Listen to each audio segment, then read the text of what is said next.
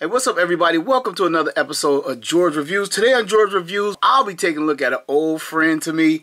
It is the Masterverse, Masters of the Universe, He-Man, most powerful man in the universe, 40th anniversary figure. He boasts 30 points of articulation. We'll check that out.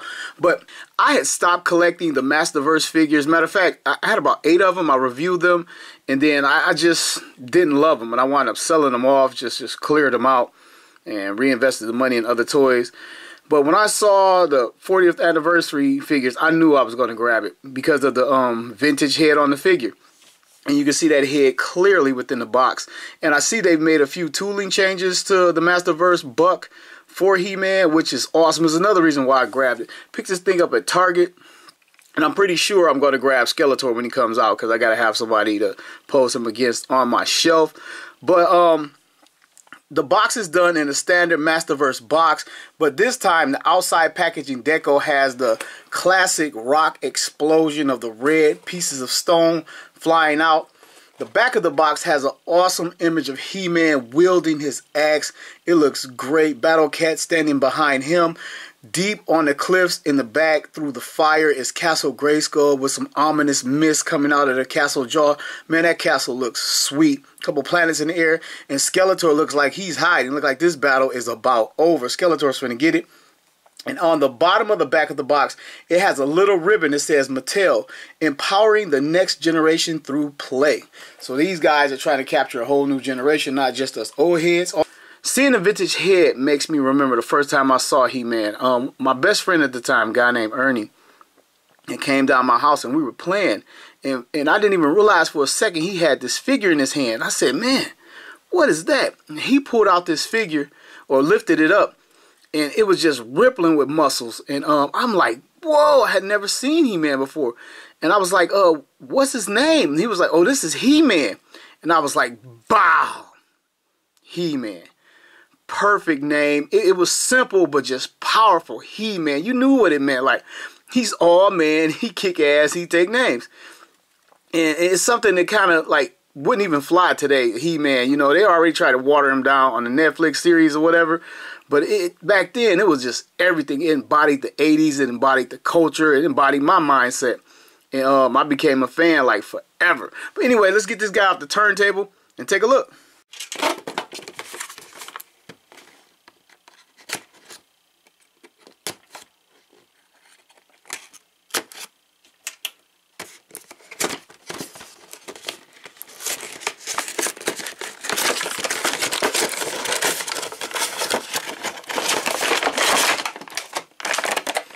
Here is He-Man. No tie-downs. I don't see any tie-downs. That is fantastic. Before I get them off of here, check out the rest of the box. We have the Rock Burst from the vintage package. Do you think they would have did a more vintage-inspired packaging for the 40th anniversary? But I guess not. And I don't even think you can use it for a diorama. I mean, you could probably work with it and leave it like it was in the box. But here, there's that. Nothing further in the box. Absolutely nothing. Alright, got He-Man completely out of the packaging, all of the accessories from him. Let's bring him forward, take a look at that face. Look at that vintage face. Oh, man. I mean, this was worth the purchase alone. And it's super vintage. They copied it as much as they could, but it has a paint over it, which brings out the details in his face, the cheekbones, and around his mouth and on his forehead. It looks fantastic. It's like a near perfect remake to the hair sculpt. And I don't have one to compare him to a vintage one, but I remember I had so many He-Man figures, when the paint would rub off his head and chest, I would just go to Kmart and grab another one. He was always on the shelf. I had to have at least 10 vintage He-Man. And that's not counting the battle armors in the different versions, but just the standard He-Man. When the chest harness would break or whatever, I back to Kmart, get another one. But man, this thing looks fantastic. The slightly open mouth where you can see his teeth, the eyes, the look, and everything. The swirl of the hair, that is vintage He-Man. And moving him back, you can see the new Buck. He is more beefy than the Revelations version. It looks like the arms are the same, but the chest and the abs is two different pieces under here. This is all new. So we get 3 new pieces, 3 new tools for this guy. It looks fantastic. Unless they use this after some of the guys I bought, the first 1 or 2 waves of Revelation. But it's new to me. Same little belt down here. It's from the trunks down. It's the same, but this time it's done in like a burnt orange. And he has like the tan wash or highlights all over his body, his abs, his thighs, his hands. They didn't miss out. Coming down to the vintage style boots. Believe these are new. Happy to see those back. It has the little straps molded in all the way under to the bottom. Take a look at his back. Look at this harness. This thing popping off. Doesn't want to like clip in. Like, that's not a great design because it just doesn't go deep enough with the type of plastic this is. I mean, it's not falling off his body, but it's not staying on at the same time. So we've run into our first real flaw with this figure. And again, the tan paint job over the muscles continues all over the figure, even down his back. And this harness is terrible. Man, it's always got to be something to ruin it. I think nope. Thought I had it, felt like it tabbed on. Then it moved off. It's always something ruining these figures. So let's do articulation for our He-Man. Let's turn to the side so we'll see what we got. He looks up this far. Looks down this far. His shoulder right here rotates a full 360 coming to his bicep. 360 out of that. Then, like, because of the design, when you straighten out his arm, he has like this big chunk missing. They could have did a little something different with the bicep. Then we wouldn't get this much of an elbow bend, I guess. So his elbow is double jointed, even though it's not really pulling off that much. Maybe if I can get this to bend first. Alright, a little bit more out of it right there. Just had to work a little bit harder. He has a wrist hinge right here. Not getting much out of it. He's hitting that bracer. Complete 360 right there. I believe this hand over here is the same. Only thing, what I don't like, this gauntlet right here, they use this burnt orange plastic that his trunks are made of underneath and his loincloth. And then they paint it over the outside of the gauntlet. And it looks like paint. It looks like clumpy paint. Now you have an orange gauntlet right here. You have it right here. Why didn't they just mold the same plastic over here? That makes no sense. And then they, bam, it's right here for the belt. But they was like, we're going to paint this so when you put the shield on later, you can ruin that paint. So anyway, moving on to his abdomen crunch, and this thing is everywhere. The chest harness. He can rotate and rock just like that. It turns a bit, well, it turns a lot. Just got to push a little bit harder. It turns a lot. You get a lot out of that. 360 at the navel, and he has a molded in navel. Coming down to his loincloth, we get this out of the way. It is pliable. Let's move it out of the way. Get his legs to the side like this. To the front this far, and like where they butt is molded, it don't go back to the back that far because of the hard plastic of the butt, which is molded well. And it's like a texture mold on here. Like, I guess they tried to make it fabric-y. He has an upper thigh swivel right here. Coming to a double hinge knee bend right there. We get that out of that. He has a boot cut, and I must remind everyone again, no human being leg articulates at this point when people scream about a boot cut. His foot goes forward this far, goes back that far, rocks from side to side, and we can actually do this as humans. No little toe articulation built in at all, but it looks good. Keeps the scope. I like it. So we're going to switch to his interchangeable hands. We're going to move from his fist hand, which looks pretty good, and his open hand, which looks even awesome with molded in lines in the palm of his hands on his fingers. They look great. Pop these out. Pop on the open right hand, and if you wanted, this gauntlet comes off. This one is glued on, so I mean, if you want it, you can work it. You can get this one off, but this gauntlet comes off. It is a completely separate piece. Pop on this open hand. Now, with the new open hand on the right, we get a new articulation. It is a wrist hinge, an upward, downward hinge, but because of where the gauntlet is, it's not giving me a lot. So I'm going to try to get this gauntlet off, see if I can get more out of it.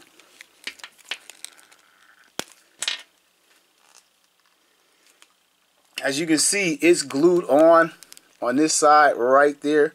I'm trying to get it off without damaging the figure or the gauntlet. If I rip the, and it's like, why'd they let this one float free and glue this one on?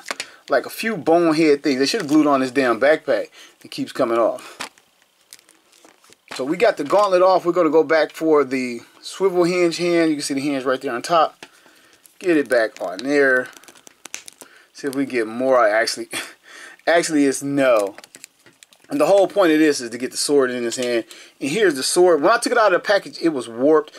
And I had to heat it up. I tried a little bit of warm water and it didn't work. So I actually put a cup of water in the microwave. Then it loosened it up and I was able to straighten out the sword. I held it in a straight position till it cooled off. And to get He-Man and I have the power pose. And what killed me is for this to be the 40th anniversary figure, right? And everyone wants to do the I have the power. Anybody says, well, that's what Prince Adam says. He-Man says it too. He can re-energize or recharge his body by doing it. To not get it into that straight pose after it's been asked for years and Super 7 did it. And to not have it kind of like be fully straight up. I mean, it doesn't look bad. To not have it by the power of Grayskull, which is kind of sucks. Then I actually went through the trouble of popping this off and still didn't get any more articulation out of it. Like, man, absolutely no worries. Pop back on. It kind of stuck into place pretty good too when I popped it back on. So that's He-Man with his sword.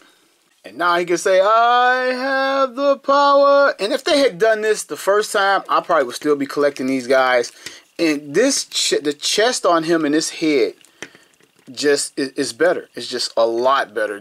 These small couple tooling changes just change the figure so much for me, and it makes it's the old school He-Man. I mean, it is. It's on a new body, but the other one he came across a little bit wimpy as a toy and very wimpy in the cartoon.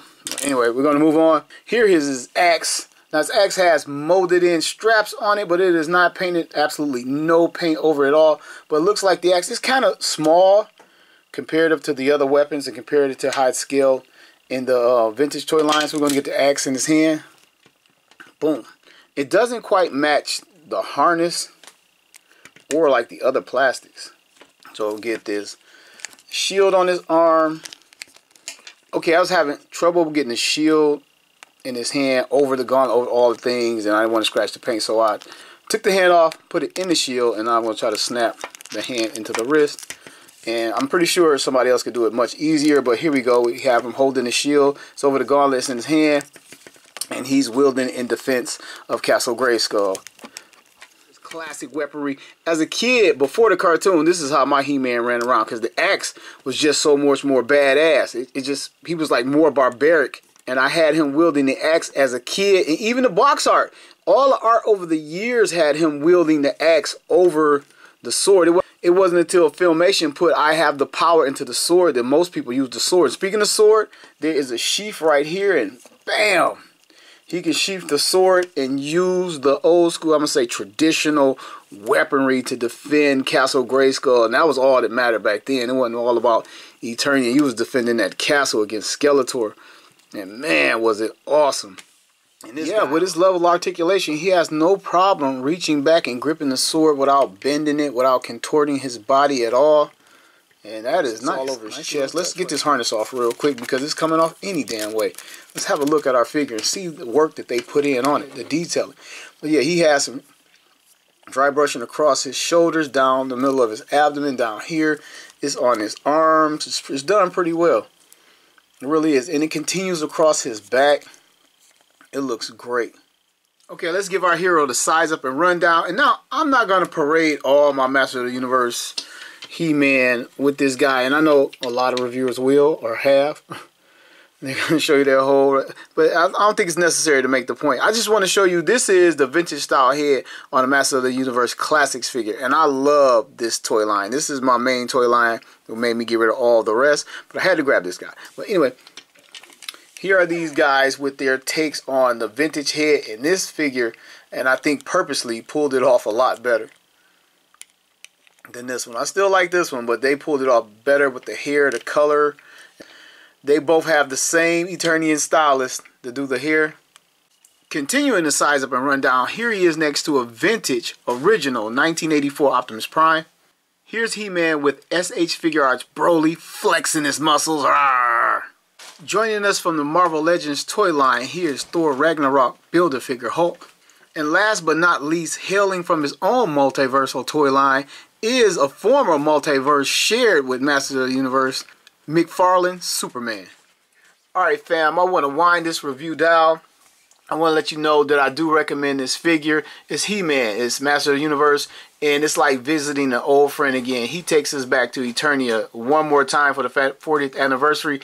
I don't think I'll still be collecting these figures or any figures in another 10 years. So this is probably my last stop or journey to the Masters of the Universe toy line. Like I said earlier, the Mattel Classics nailed Master of the Universe for me forever. I'm totally happy with that line. Unless these guys make someone who's never been made before, I'm pretty much done. But the 40th anniversary, I will get Skeletor. Don't get me wrong. I'm going to ying this guy Zhang. He has to have somebody to fight on the shelf. I see Skeletor. I don't know if he's released yet, but I will grab Skeletor. And if you're any type of Master of the Universe collector, I think you have to have this figure. And it just bookmarks the 40th year anniversary for Masters of the Universe. That's why I grabbed it. I'm no longer collecting Masterverse figures, but I'm going to get Skeletor. He comes out. So yeah, that's all I got for you. I want to thank everybody for watching another episode of George Reviews. And I want to thank Mattel, Master of the Universe, and the 40th anniversary He-Man for taking me back to Eternia one more time and giving us one more review where every toy has a story.